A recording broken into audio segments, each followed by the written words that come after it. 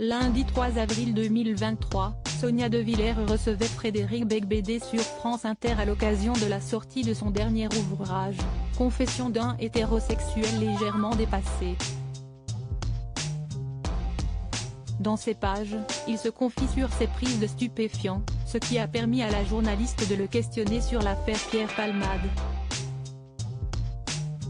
Frédéric Beigbeder, réalisateur, critique littéraire, mais aussi animateur de télévision, a plus d'une corde à son arc.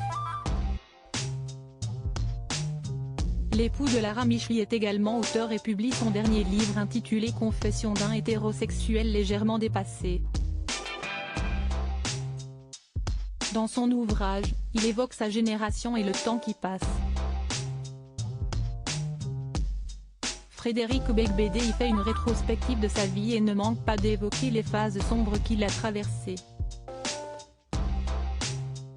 Et il ne cache rien de ses prises de stupéfiants. Si est-il au milieu des années 2010 qu'il dit adieu à la cocaïne, une drogue devenue has-been, expliquait-il dans l'OP, il m'a semblé que nous pratiquions ce rituel aux toilettes par habitude plutôt qu'enthousiasme. Le père de Chloé, Ohana et Léonard a souhaité rompre ce rituel pour préserver ses enfants et leur faire savoir à quel point la drogue est une perte de temps et d'argent.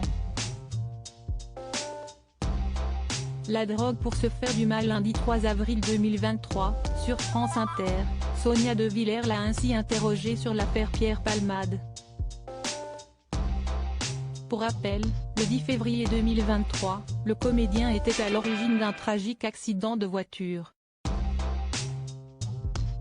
Sous l'emprise de cocaïne et de 3-MMC, une drogue de synthèse, il a percuté un autre véhicule. Les passagers ont énormément souffert de la collision, le conducteur et son fils ont été longtemps plongés dans le coma avant de rentrer chez eux après des semaines d'hospitalisation, tandis que la troisième passagère, enceinte, a perdu son bébé. Pour Frédéric Beigbeder, la situation de Pierre Palmade est très critique et il met en garde son entourage. Il ne faut jamais croire un ancien toxicomane qui dit qu'il est guéri parce qu'on n'est jamais guéri, a-t-il déclaré sur France Inter.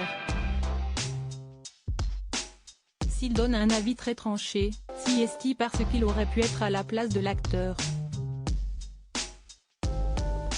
Néanmoins, cet accident de la route est le fait d'autres drogues nouvelles comme la 3-MMC. Il a conclu cette question en associant les addicts à une confrérie de gens qui se font du mal en groupe. Un mal dont il semble difficile de se défaire.